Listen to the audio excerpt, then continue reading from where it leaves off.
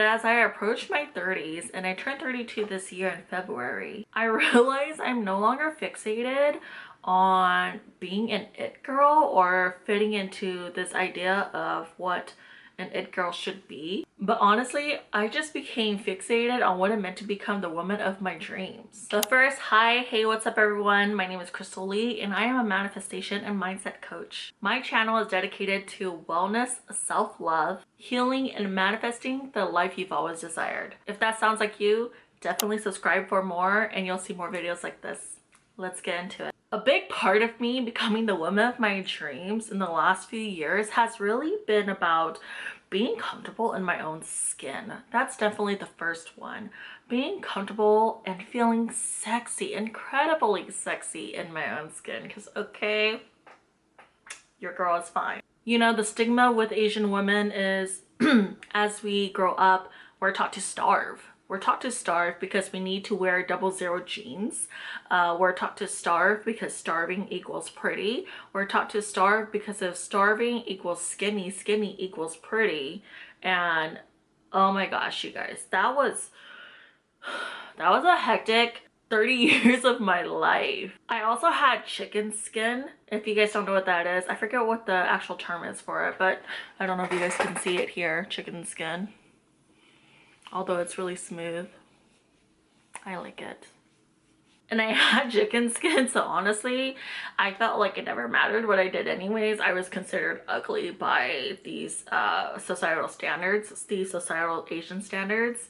So I kind of just gave up. Ironically, giving up though was the thing that really drove me away from being the standard, being the norm, right?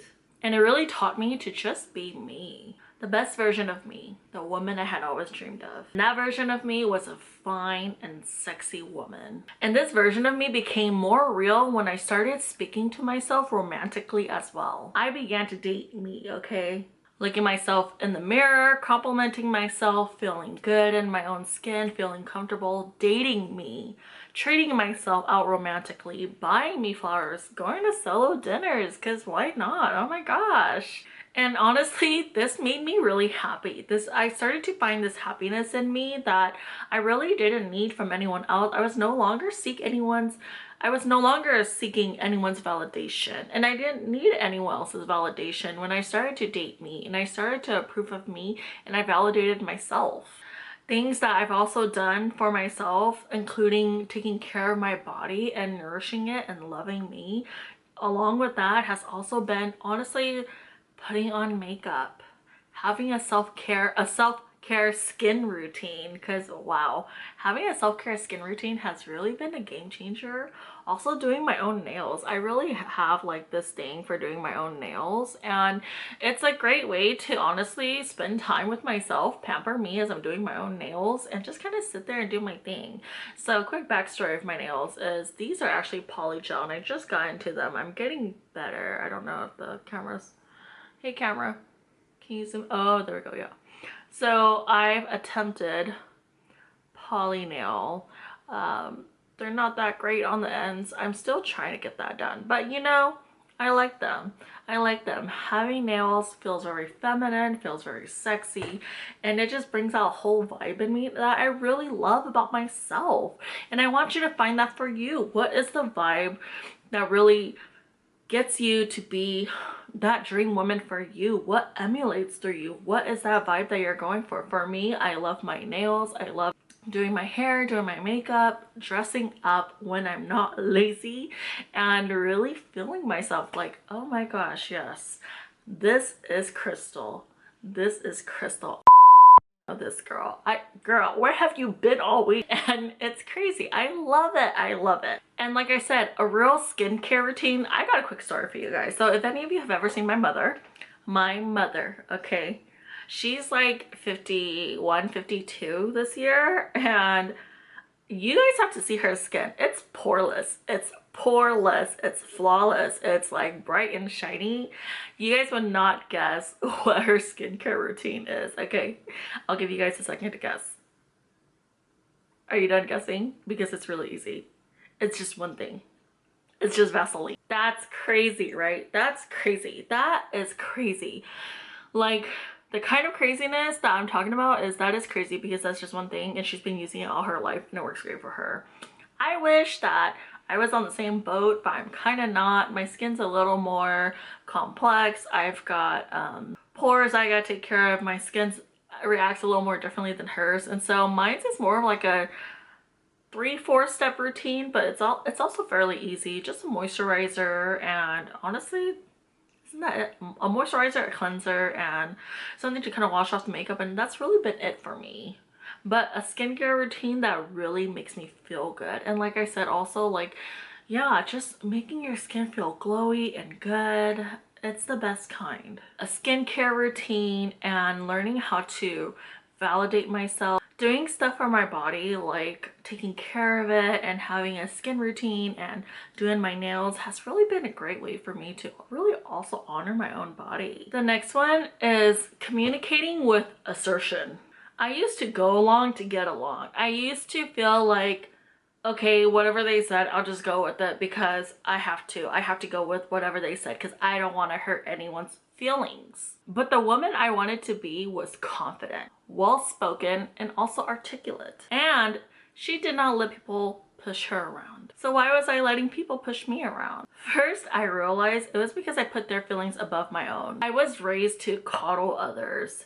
Some major eldest daughter vibes. Okay, oldest girls, y'all feel me? Y'all feel me when you're the oldest daughter in the family and you gotta coddle everyone? Okay, I know you guys are out there. But now I'm putting myself first above all. If I don't agree, I speak on it. I don't feel the need to ravage and attack a person, but I will let them know how I feel tactfully. And honestly, why keep other people's peace and disrupt your own? Next is taking responsibility and accountability for my own actions. I decided that, you know what, it starts with me and it ends with me. I'm not looking for anyone's approval on my journey or my experience. I no longer do that.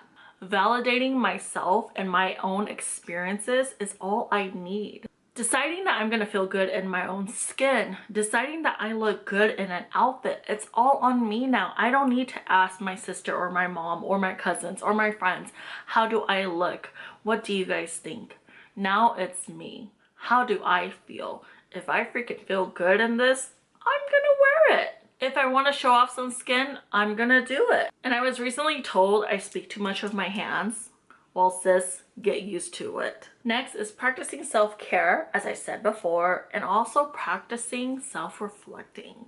In terms of the self-care this time around, I'm talking about, look, when it's a certain time of the night, it's time to turn off my computer. It's time to stop working. It's time to start my night routine and go to bed and stop letting my work consume me. Stop letting all these thoughts of, oh my gosh, am I gonna hit, the 1 million subscribers I want tomorrow? Am I gonna hit it in 3 months?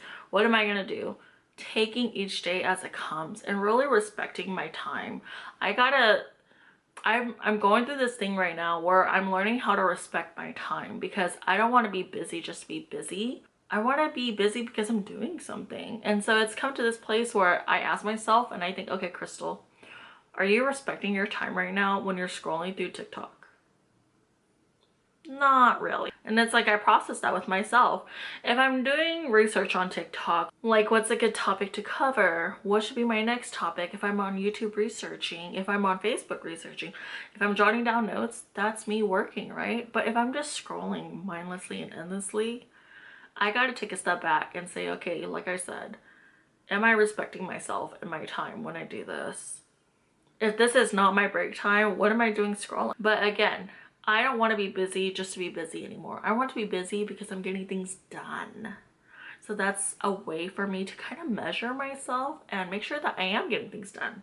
Self-care, again, is so very important, along with being able to reflect on myself and say, okay, how has this week been for me?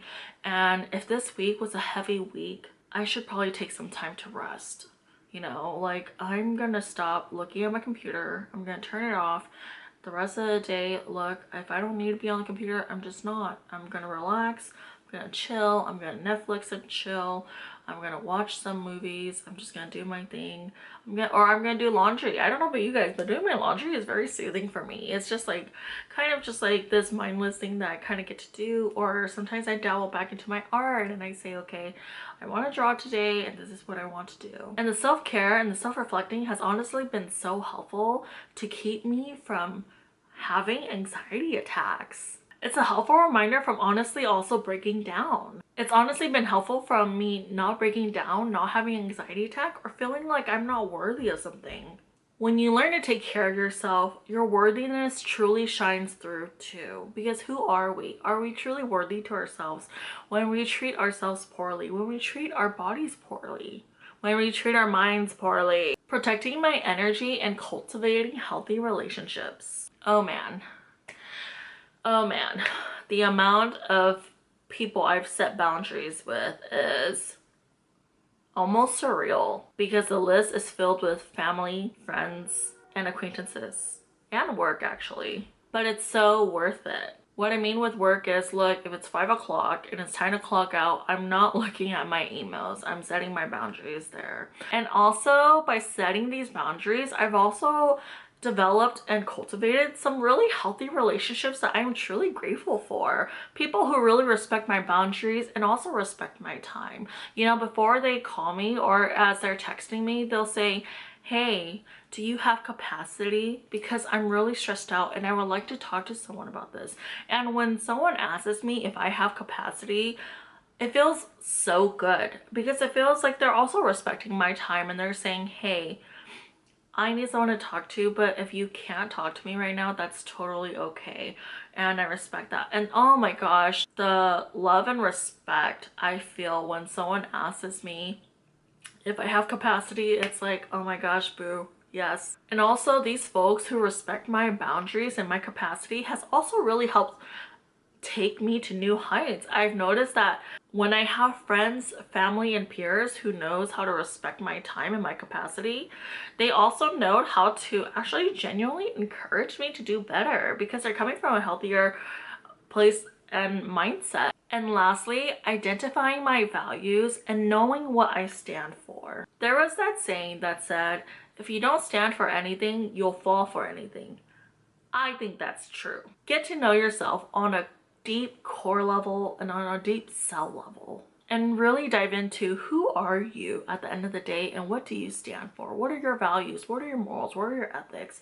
What kind of person are you and what kind of person do you want to become? If we don't have a sense of purpose or direction, becoming the woman of our dreams will be really hard to do because then that means we don't even know who she is. I want you to really ask yourself, the woman of your dreams, what does she look like? And what does she smell like? Does she smell like Chanel or does she smell like Daisy by Marc Jacobs? What does she act like? What does she dress like? And what does she look like? We need to ask ourselves, who is the woman of our dreams? And then be her. And be her all the way. These things that I talked about here really took me from being a girl to truly being a woman, specifically the woman of my dreams. Now, let me know in the comments below, did any of these resonate with you? Or would you like to add anything to this list as well? I would love to know. Overall, I hope that all of you have a great day, have a great year, and I'll talk to you guys soon. Bye.